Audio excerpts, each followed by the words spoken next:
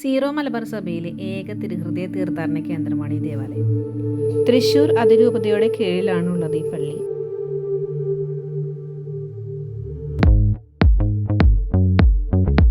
Francis മാർപ്പാപ്പ റോമിൽ വെച്ച് പെരിഞ്ചേരി തിരുഹൃദയ തീർത്ഥാടന കേന്ദ്രത്തിന് മാർ ജേക്കബ് തൂങ്കുഴി വഴി ആശീർവദിച്ച് നൽകിയ വിശുദ്ധ കുരിശാണ്.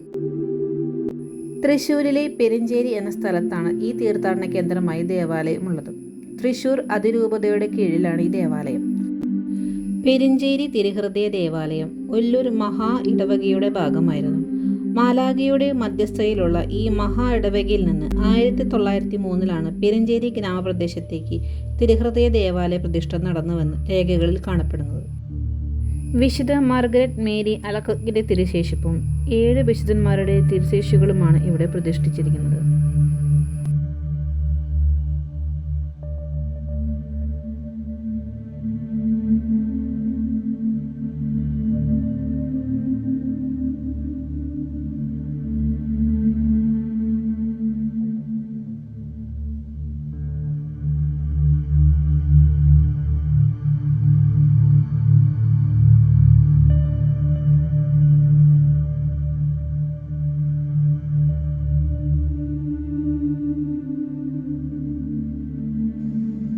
മദ്ബഹ ഗാഗുൽത്ത മോഡലിലാണ് നിർമ്മിച്ചിരിക്കുന്നത്.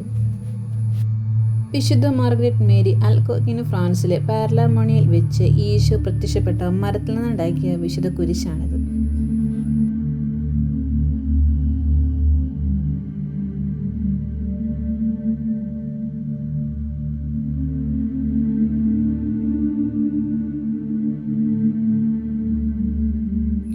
ഒരുപാട് അത്ഭുതങ്ങൾ നടക്കുന്ന ദേവാലയമാണ്.